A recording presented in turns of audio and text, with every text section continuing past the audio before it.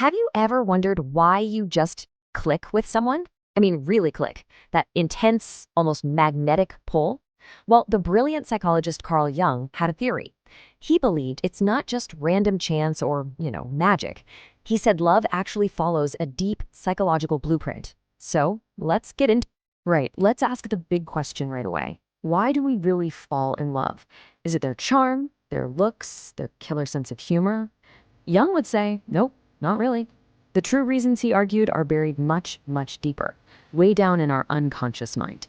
He had this incredible idea that what feels like a spontaneous spark of chemistry is actually following a kind of hidden logic. There's an invisible architecture guiding who we're drawn to, and it was built long before we ever met them. So that instant connection you feel, yeah, it's probably not so instant after all.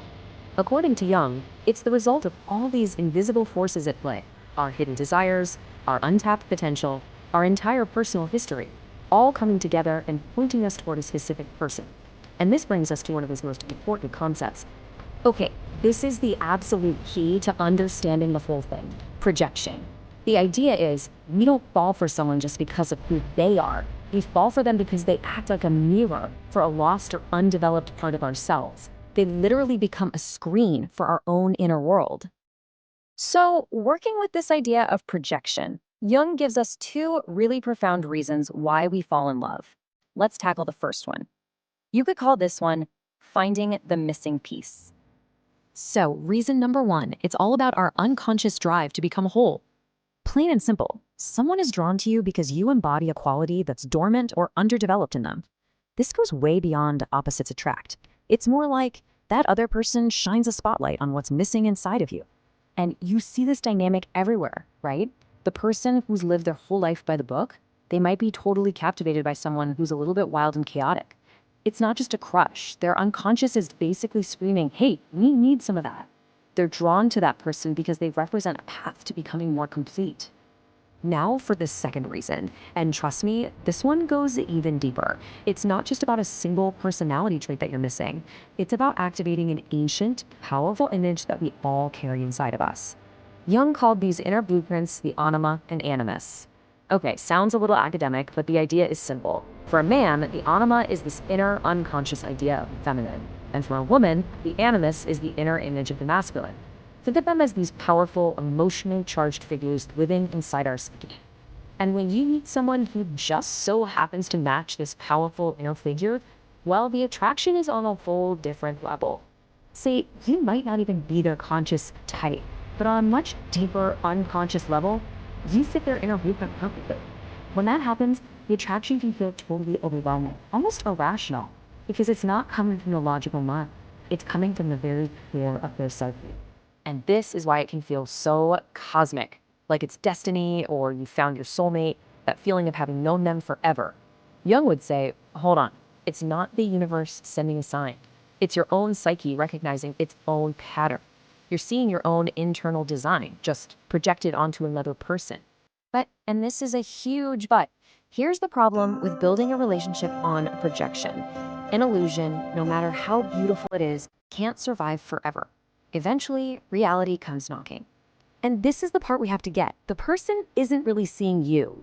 They are in love with their own fantasy, their own inner idea. You've simply become the perfect screen for an internal movie that was written years before you ever showed up.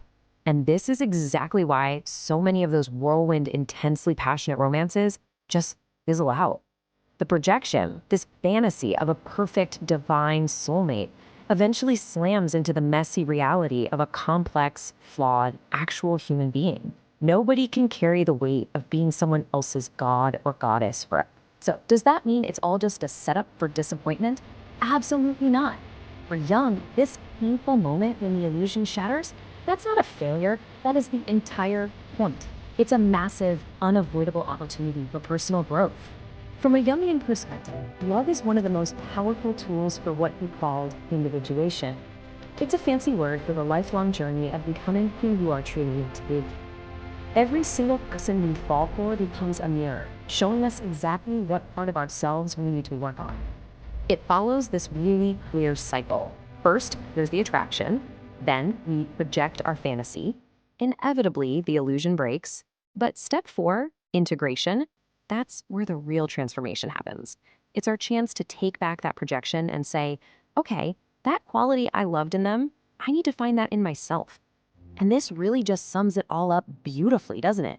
You don't just fall in love with another person, you fall in love with the dormant parts of yourself that they help you see for the first time. They're the catalyst for your own awakening. So, in the end, whether a relationship lasts a lifetime or ends in heartbreak, its psychological purpose is exactly the same: to act as a mirror. Every attraction, every powerful connection, it's all ultimately a journey back to your own inner world. Which leaves us with one last big question to think about. When you look back at the people you've been drawn to, the patterns in your relationships, what parts of you were they waking up? What is your love life trying to teach you about yourself?